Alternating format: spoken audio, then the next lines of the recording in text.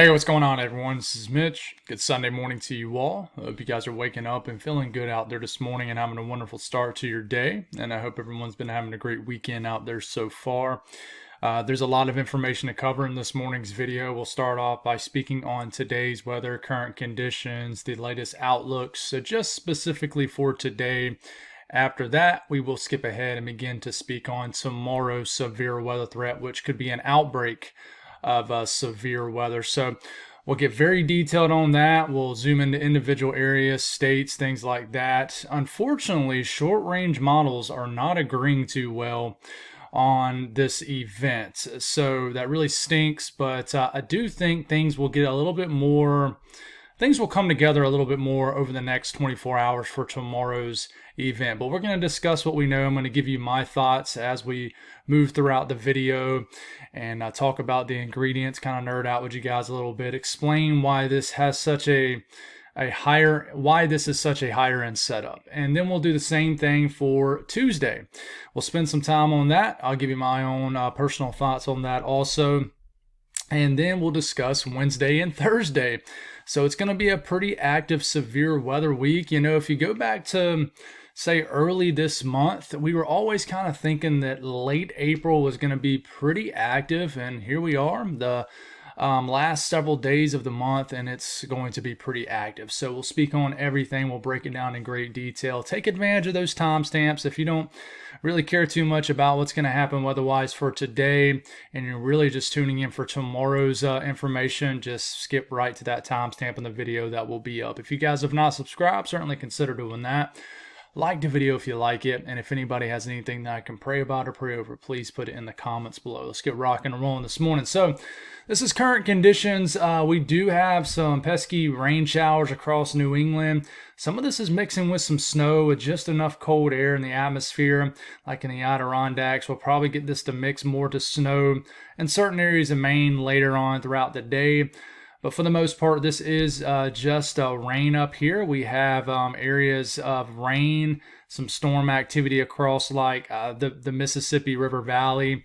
And then we have rain around up here in the upper Midwest. This is an area of the country that will experience a lot of severe weather over the next 24 to 36 hours. But just waking up to some rain right now. And then we have a little bit of a spin in the upper levels of the atmosphere, and you can see it and how it's spinning around this energy in the form of rain and some Sierra Nevada snow.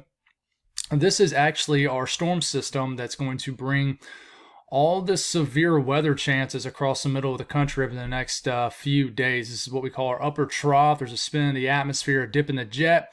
It's going to bring a lot of wind flow across the country, overlapping an already very moist environment. So this is what's going on right now. Watches, warnings, advisories. We do have a lot of red flag warnings in the pink across the Southwest, Southern Rockies, where a lot of times when these troughs dig down this area of the country this time of the year, it whips up the winds. And a lot of these areas don't even get any rain from these storm systems. It's just how it goes. But fire danger in the pink, dry conditions. We have the winter weather advisories that continue for the Sierra Nevada. And the pink here in Wyoming, those are winter storm warnings. We'll talk a little bit about that in today's portion of the forecast here in a couple minutes. But the central and eastern portion of the country is pretty quiet this morning. So as far as the watches and warnings, the outlook, today's severe weather threat is very interesting. We have a huge slight risk. It looks like something you would see more so in June in the high plains and central plains, but we have a slight risk that goes from, areas of Montana, North Dakota, covers sections of every state all the way down to plains, all the way down into western Texas. Level 2 out of 5. It's a pretty large area that at least has a risk of severe weather. And then marginal risk in the dark green, level 1 out of 5 surrounds that all the way back to, Iowa, areas of Minnesota, and then all the way back to Billings, Montana. So are we going to get widespread strong to severe storms? You would think we are, but I would say not so fast. And I'll talk to you about why here in a second. But the tornado threat, there is a 5% risk. The conditions will be there for severe weather today. It's just, does anything actually convect? Do we actually get convection, storms, actual fire, and take advantage of the atmosphere in play today? But this looks like a dry line setup. There is a 5% risk of a tornado from Nebraska, Kansas, Panhandle of Oklahoma, and Texas. And this is just one of those days where models could really fail us. But we'll talk on this. And then there is a little kind of an area that's sectioned off from the main area that does have a 2% risk of a tornado up here in North Dakota and sections of eastern Montana, but a pretty large 5% risk. The wind threats, there's sections in the yellow here that has a 15% risk of winds exceeding 55 to 60 miles per hour, but overall, not a huge area that's covered here. And then the hail threat, whoever gets storms to fire, and there's a solid chance a lot of these areas in the yellow will not even get a drop of rain. But whoever gets storms to fire, they'll have the capability of producing all hazards, but especially very large hail. So in the yellow area, there's a 15% risk of hail exceeding 1 inch in diameter. But in this black outline region, which includes a good chunk of the yellow area, North Platte down to Dodge City, Guyman, down to Amarillo, all the way through Lubbock and Midland, got a 10% risk of significant hail, which is hail exceeding 2 inch in diameter or larger. So atmosphere is there today, but does anything actually fire to take advantage of the atmosphere that supports all hazards, really? So moving forward here, the risk of excessive rainfall is there across the north central U.S., northern plains, high plains. Billings actually has a 15% chance getting a lot of rain in the area right now, 15% chance of flash flooding occurring, and this entire green area has a 5% risk. The rest of the country, nothing. So we move into the southeast. It's a pretty nice day. We've had some cooler, dry air that's in the process of moving in for a lot of areas right now. Some areas it has not moved in yet, and it might not. But we get into this afternoon, we got some rain showers, in the boot of Missouri, areas of northeast Arkansas, western Tennessee. And I do think we'll get some showers and storms that'll bubble up down here in southern areas of Georgia, even Alabama, maybe even southern Mississippi and northern and the panhandle of Florida. Ahead and along this cold front that is just trying to sag down across the southeast, and the atmosphere will still support the firing of thunderstorms in this area. So if you live in central to southern Georgia, you're the highlight area today, I think, for thunderstorm activity.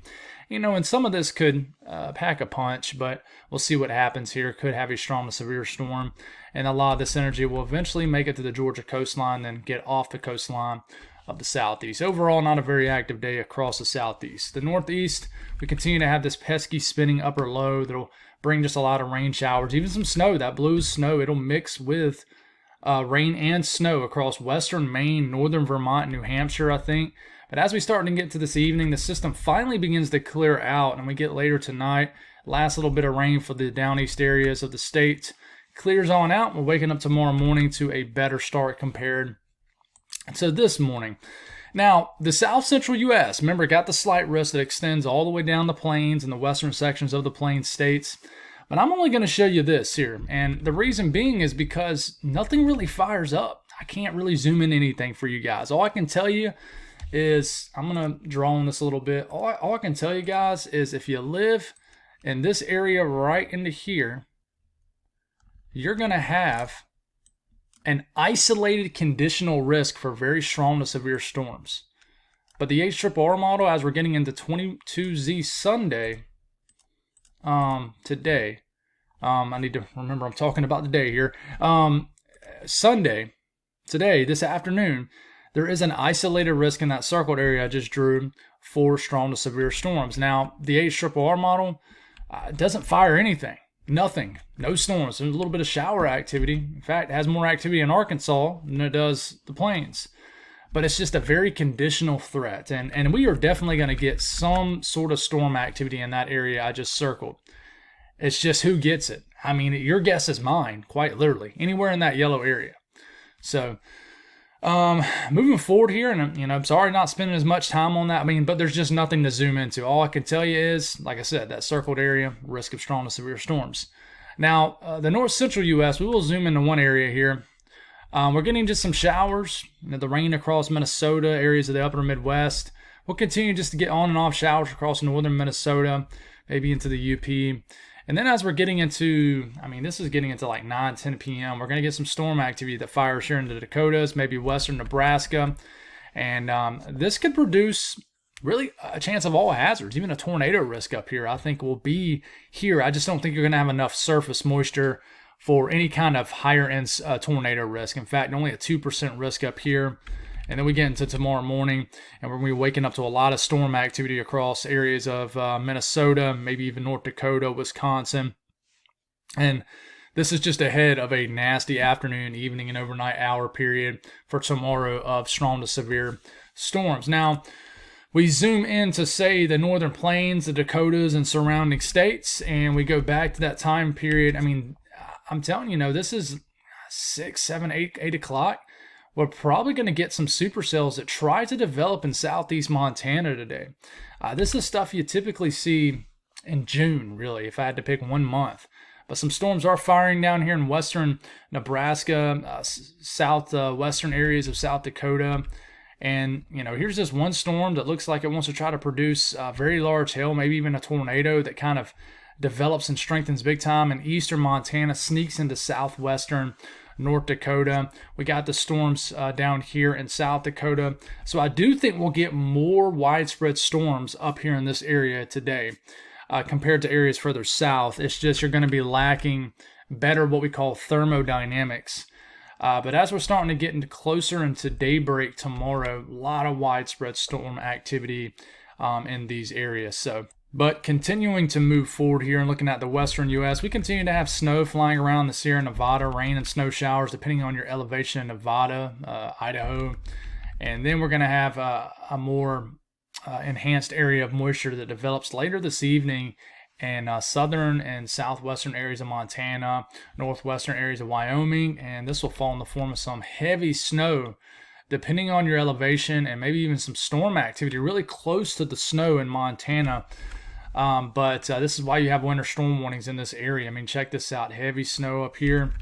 And this will be dancing around all the way until tomorrow.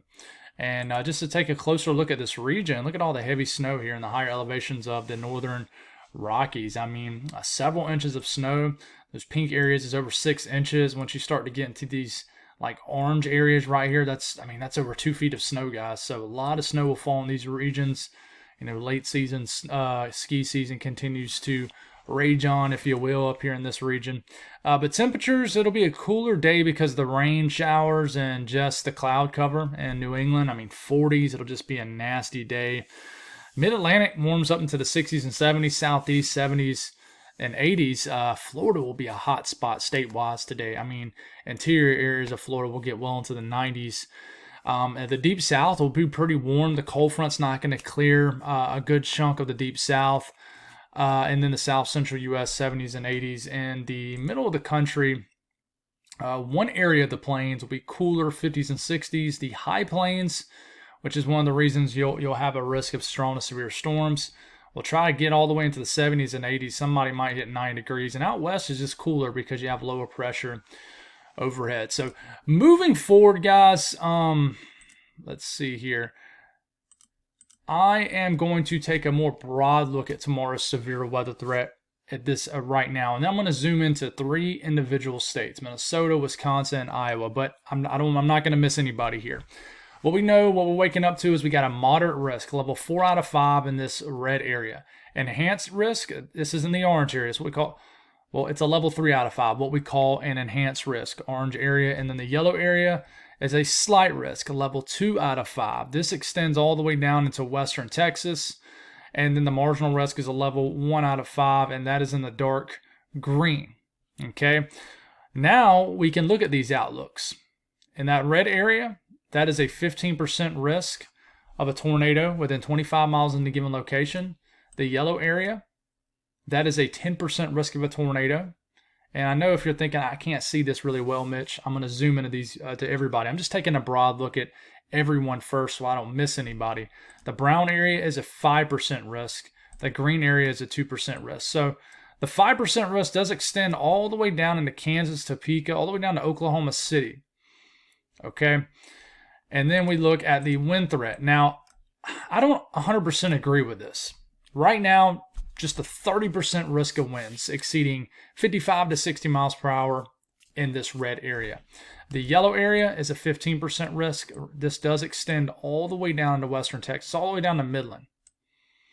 I think, personally, they should have a hatched risk, which means that would be a 10% risk of significant winds. Now, I do want to go back to the tornado outlook also and tell you guys the entire red and yellow area, 15 and 10% risk area, also has a hatched risk. So you see how the black outline area is going around the yellow and yellow area with the red area in between the black dashes. That means there's a 10% risk of a strong tornado, because this is the tornado outlook, which could be an EF2 or stronger tornado. So the risk of strong to intense tornadoes will be there today. Includes the entire 10 to 15% risk area. Remember, we're not adding 10 plus 15 equals 25, where it's a 10% risk area of significant severe weather. It's its own deal. It's its own thing. Let's go back to the winds, because I accidentally skipped that part in the tornado outlook. But back to what I was saying with the winds is, red area, 30% risk of winds exceeding 55 to 60 miles per hour. But I do think they'll end up issuing a hatched risk, which means they'll do what they did with the tornado outlook. There'll be a region where there's a black outlined area, and that'll be a risk of 75, 80, 85 miles per hour or higher winds. Hail threat, entire red area has a 30% risk of hail exceeding 1 inch in diameter or larger. And then the yellow area has a 15% risk of that. That extends all the way down into western Texas, through the heart of Oklahoma, areas of Kansas. But once again, if you live in this black outlined area with the black dashes going in between, includes a good chunk of the red, 30% area, and areas of the yellow, goes all the way down here. That is a 10% risk of significant hail, 2 inch in diameter or larger. I do want to show some love to 3 states here, and that is Minnesota, Wisconsin, and Iowa. So this is Minnesota, Minneapolis, St. Paul, down to Rochester, Mankato, Owatonna. There's a lot of crazy names in some of these states up here. Guys, I'll butcher a name in a heartbeat, but Duluth, Brainerd, Fergus Falls, Alexandria, Montevideo, Marshall, you guys have an enhanced and moderate risk. Moderate risk, level 4 out of 5, is right over one of the highest populated areas here in the upper Midwest, which is Minneapolis. Level 4 out of 5 risk of severe weather. Duluth, you have an enhanced risk. Slight risk gets all the way up into International Falls and Moorhead, etc. So, just to take a closer look at, let's see if it's going to move. It's not going to move fast for us. It did this, if you tuned in to last night's video too, it was just very, very slow. But here's the tornado outlook. Look, Minneapolis, 15% risk of a tornado. 15% risk of a tornado within 25 miles in a given location. That yellow area is a 10% risk, and that black outlined area, black dash is going in between, 10% risk of an EF2 or stronger tornado. Okay, and then here's a closer up look at the wind outlook. Red area, 30% risk of winds exceeding 55 to 60. Yellow area, 10% risk. Shows a lot of towns and communities on here. Not everyone, obviously. And then here's the hail outlook. Minneapolis, just right in the heart of the worst risk. Red area, 30% risk of hail exceeding 1 inch. And then the yellow is 15. And then the black outline region, 10% risk of significant sized hail, 2 inch in diameter or larger. Now, to flip it over to Wisconsin, showing you guys some love. I'm going to talk a little bit about Michigan in this too. There is a moderate risk for Eau Claire, La Crosse, Toma, Portage, down to Platteville, Rice Lake. You guys have a moderate risk of severe weather, level 4 out of 5. Enhanced risk includes Hayward, Rylander, Woosah, hopefully I said that right, Green Bay, down to Janesville, Madison, level 3 out of 5. The enhanced risk does extend all the way up to the western sections of the UP of Michigan. It cuts off right around Marquette. It looks like you're technically in the slight risk. But slight risk, guys, Milwaukee, down pretty much the western coastline of Lake Michigan. So once again, what's really driving this? Tornado outlook. Almost the entire state of Wisconsin has a 10% risk of a strong tornado. But red area, 15% risk of a tornado. Yellow area, 10% risk of a tornado. And if you live in the yellow and red area, you basically have a 10% risk of the tornado being a strong EF2 tornado or stronger. So it's pretty significant, guys, especially for really any time of the year up here. And this is the wind threat, guys. I'm telling you, I think this will increase, but right now, 45% risk. I'm sorry. I think it will. I think it could become a 45% risk. Maybe it's because I'm thinking on what I think is going to happen. But the red area is a 30% risk of winds exceeding 55 to 60 miles per hour. The yellow area is a 15% risk. Just a closer look at Wisconsin and even areas of the UP and Michigan for you folks. And I know I have lower Michigan. You can see it over here, but I'm just really focusing in on the moderate and enhanced risk areas. And then here's the hail risk. If you live in that red area, that is a 30% risk of hail exceeding 1 inch. And then the black outline area, that is a 10% risk of hail exceeding 2 inches or larger. Eau Claire, Hayward, Rice City. I mean, they're really honking the horn on the hail threat with this. But Iowa is the last state we'll zoom into here.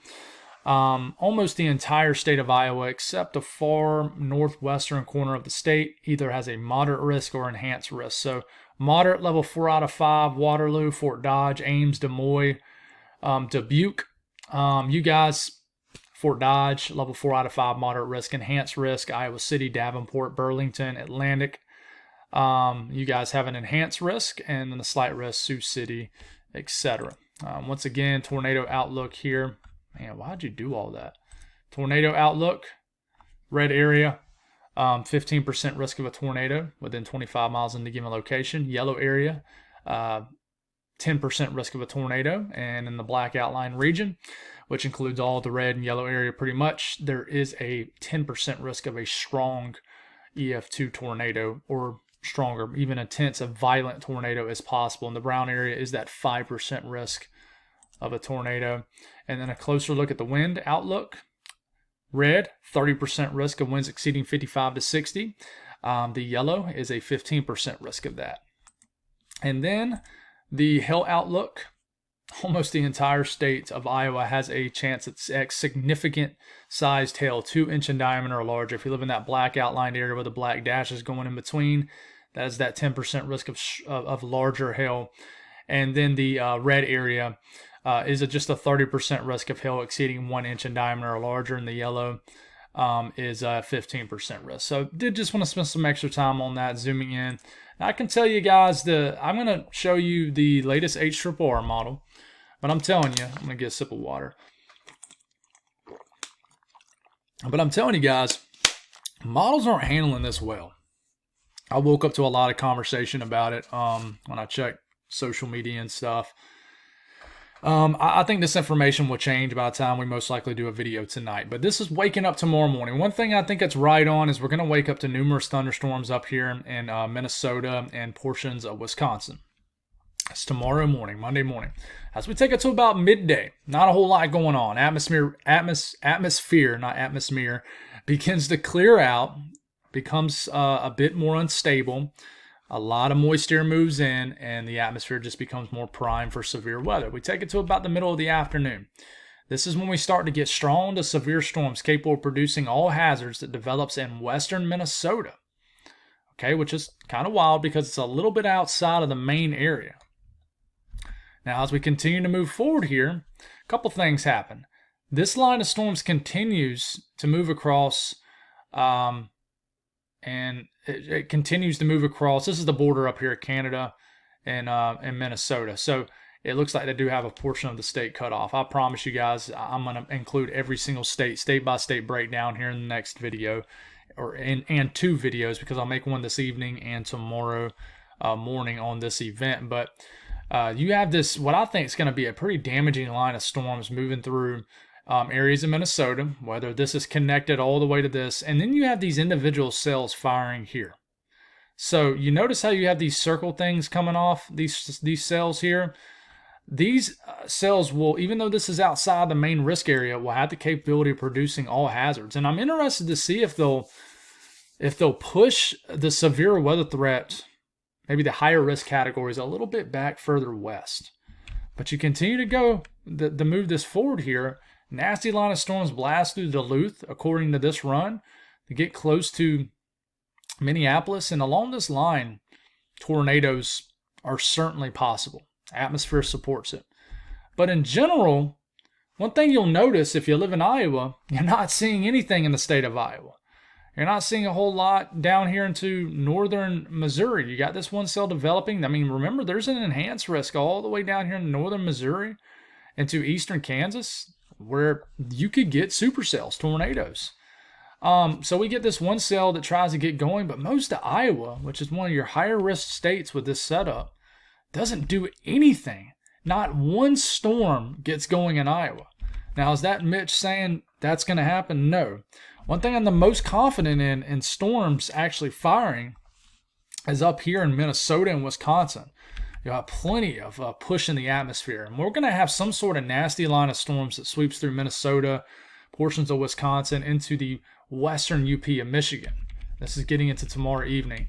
But man, I know it doesn't show like anything like in this area. But I'm telling you guys, don't let your guard down this area. The atmosphere conditions are going to support all hazards. I just think models are struggling with this.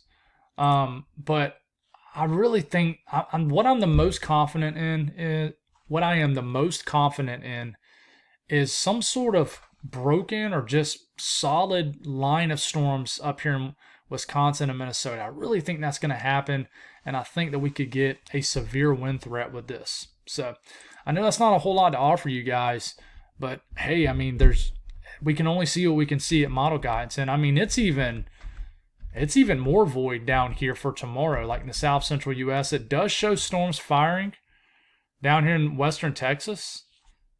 They don't look too crazy until about later in the evening, and it really does want to try to get some strong to severe storms. I wouldn't be surprised if they maybe introduce some sort of enhanced risk down here. These storms could pack a punch. Not near as much flow in the atmosphere, but you could get a very large hail threat down here. They might bump it up a category because of hail. But we'll see what happens. Not a whole lot goes on in Oklahoma until maybe later in the evening tomorrow. We start to get some storms in western Oklahoma that develop. But in general, it doesn't give us a whole lot. It doesn't give us a whole lot of confidence one way or the other. Like this late tomorrow night, in the middle of the night tomorrow night, we got some just storms bubbling up. So it's a tough one, guys. But what we do know is the ingredients are there. I'm going to just skim through this a little bit quicker than I've been doing. But what you're looking at here is the low-level wind field. Winds at about 850 millibars. You convert that to feet, that's about 4,000 to 6,000 feet. Okay? So we know that the flow is going to be screaming out the south in the low levels of the atmosphere. It's going to do two things. It's going to pull up a lot of moist air from the south to the north, and then it's going to provide a lot of wind energy for damaging winds and for tornadoes and lift for thunderstorms. So waking up tomorrow morning, we have this low-level jet over 50 knots. I mean, like 60, 65 miles per hour in the low levels of the atmosphere. You'll wake up to the skies like you'll be able to look up like tomorrow morning in some of these areas in Iowa and the Midwest, and the skies will look like they're moving because the clouds will be moving so fast. It's the low-level jet moving ahead. It's what the sky looks like a lot of mornings of the day of a severe weather threat. This low-level jet will continue to move over portions of the upper Midwest, Minnesota, Wisconsin, Iowa, and surrounding states. And then as we start to get into the evening, it will begin to intensify. And that's what I think will really get a severe line of storms going up here, Minnesota, Wisconsin, the UP of Michigan, even down to Iowa. But this is also a screaming look for a tornado threat too. Now, sometimes what happens in these setups is there's so much wind energy, it forces the storm mode to go what we call linear. So much push in the atmosphere that it actually just creates a lot of clutter with these storms. And that can happen, especially up here in the further north you get. That's why I think it favors more of a line of storms up here. But are we going to get supercells on the southern end of this low-level jet? But just look at this and say, hey, there's a lot of kinematic, which means wind energy for this. And I mean, this low-level jet really gets going across the Great Lakes region, pushing 70 knots, 80, 85 miles per hour at about 6,000 feet a mile above your head. So even if you're not getting storms across the Great Lakes region, it's going to be quite breezy even at the surface where you're standing. So a lot of wind energy with this. Next thing you look at is thermodynamics. Your surface moisture. As that low-level jet continues to move over this area that we just showed you, this is, and the flow in the low levels of the atmosphere is coming out of the south. It's going to yank up a lot of moisture into this area.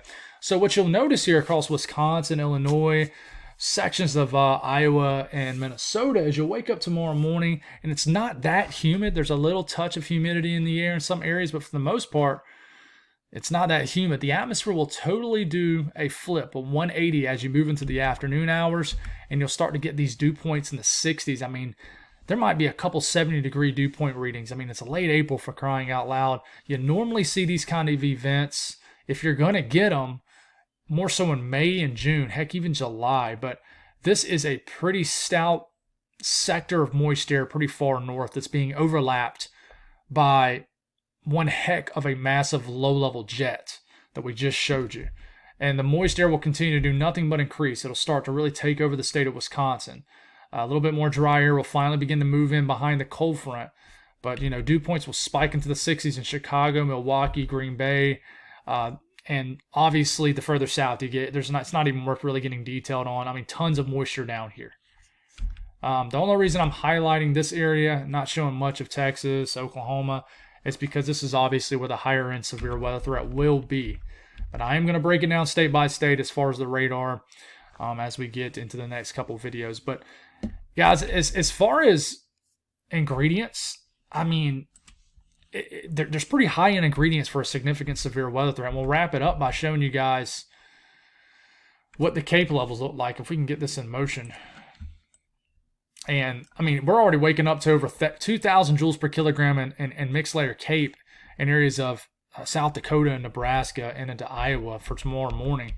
But as we're starting to move into tomorrow afternoon, this, yellow, orange color, this is 2,000, 2,500, in some cases 3,000 joules per kilogram in storm energy. Just look at this and say, hey, there's a lot of fuel in the atmosphere for these storms to tap into.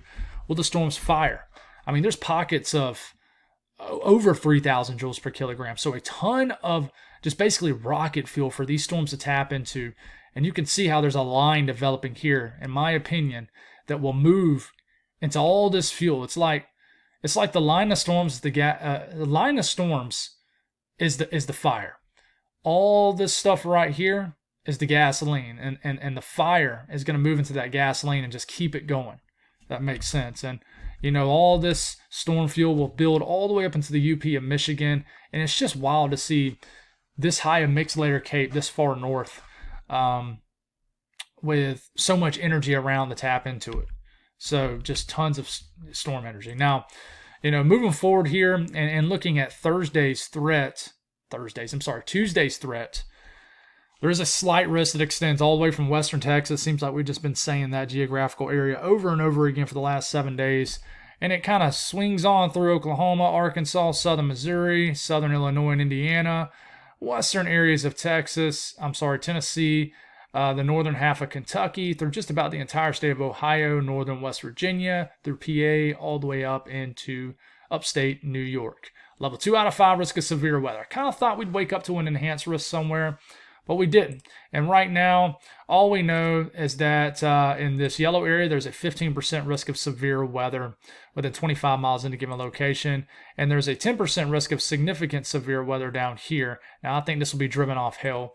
In my opinion, if I had to, call something, I'm telling you guys, and I might be wrong. And I could be wrong because there's not a lot of directional shear, but I still think that this area right here could have a higher tornado threat.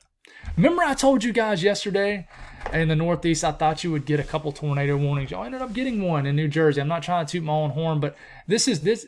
Sometimes I like to take my shots here that might not completely agree with the Storm Prediction Center and then kind of revisit them and see if I was right or wrong. And I've been saying for the last few days that I've been thinking that this area right here has a higher tornado threat. Am I saying that it has a tornado outbreak kind of look written all over it? Absolutely not. But I just think the ingredients are there a little bit more compared to other areas. And the reason I think this is because same thing we just did with Monday's threat. Here comes the low-level jet, a lot of wind energy over this area. So we get into Tuesday afternoon, Tuesday evening. Got 45 to 60 knot low-level flow going right over New England. Now, one thing that I think works against the tornado threat in this area is if you look at the wind barbs, see how they're pointing more so out the west rather than the south? I think that it's kind of going in the same direction as the mid-level jet. So there's not a lot of spin in the atmosphere because all the flow in the atmosphere is kind of coming out the same direction, if that makes sense. Now, if you add those wind barbs, say, like these wind barbs right here, if they were kind of coming out of this direction, if the winds were coming more so out the south across this region, I think the tornado threat could be much higher. But I think that we have a lot of flow going over the entire northeast New England area for Tuesday evening into Tuesday night. This will kick up a lot of strong winds. And yeah, so I think we need to watch out for this. And, this will be overlapping what will be a moistening up atmosphere. So by the time we're on a Tuesday afternoon, we're getting dew points into the 60s all the way up into Quebec, Ontario. And, I mean, check it out. It's more humid in western PA, western New York than it is in the eastern sections of these states. So dew points will spike into the 60s. That's a lot of moist air for these storms to feed off of. They like this moist air. Dew points into the 60s down in Ohio, West Virginia, western PA. So this is more of a summer type environment here. So it'll be very moist. It's not like you don't have the moist air to deal with. In response to those higher end dew points, you're going to have a spiking CAPE in the afternoon and evening. It ain't much, but it's 1,000 to 1,500 joules per kilogram in spots. I mean, look at this storm energy in western PA and Ohio. Just watch out for this area, guys. I'm telling you. Right into here, this is the area that I favor the most for a higher end tornado threat for Tuesday. Okay. Now, there is a severe weather threat for northern Texas for Wednesday. Okay. And this is centered right, around the Dallas-Fort Worth area, north, south, east, and west. Not very large, but it's there. Now, day 5 has nothing right now. But I do think we'll end up getting a 15% risk area. I don't know, I'm just going to draw a huge circle, probably somewhere into here as we're getting into Thursday. This is Thursday, okay? So I'd watch out for this area. And the reason I say that is because the same energy that's going to bring severe weather chances Wednesday for areas of Texas is going to bring it for that area Thursday. And just kind of looking at what the Euro is showing, this is, Wednesday morning, we get rid of the system we're going to deal with over the next couple of days. And then we have another short wave, an associated low pressure eject across the southern plains. And you can see just splotches of green, orange, yellow. This is shower and storm activity all across this kind of area, really close to that 15% risk area in Texas, Oklahoma. And then as we're starting to get into Thursday, that energy, see the low pressure, begins to eject across the country. So Thursday, we get a lot of thunderstorm activity across Ohio Valley down to the Mid-South, Tennessee Valley down to the Deep South, even some thunderstorm activity in the Mid-Atlantic. So this entire area, needs to be watched, in my opinion. Okay, for severe weather. I think Kentucky could be a highlighted state with this. This is Thursday. And then we get into Friday, and who knows, maybe the Northeast deals with another severe weather threat for Friday. Now, talking about the ingredients for this, we'll look at the 500 millibar chart, and here's the short wave right here. Let's circle it. This is the next batch of energy. This is 12Z Wednesday morning. So this is going to move across this region, and with it, it's going to bring another multi-day opportunity for severe weather. So here it comes. You see all the wind energy associated with this. This will create the opportunity for lift in the atmosphere for thunderstorms, and then we'll do it again Thursday. This is getting into Thursday afternoon right here. A lot better of a look even for Thursday. So this is why I circled that area for Thursday. I think we'll have severe weather chances right into here. You got all that flow in the atmosphere. You got this mid-level jet pushing around 50 knots on average. And, next thing you'll look at is the obvious, and we'll continue just to have a lot of moisture in place. So we get into Wednesday, dew points are spiking once again to the 60s, even some pockets of 70s all the way up into the Midwest. And so plenty of moist air, and then we get into Thursday. Plenty of moist air in this area, dew points in the 60s scattered about. So plenty of moist air for these storms to be fueled off of. It's a 40-minute video just about, guys. So hope you got the information that you were seeking. God bless all y'all. Have a wonderful Sunday. And I should have a video tonight with updated information on tomorrow. God bless.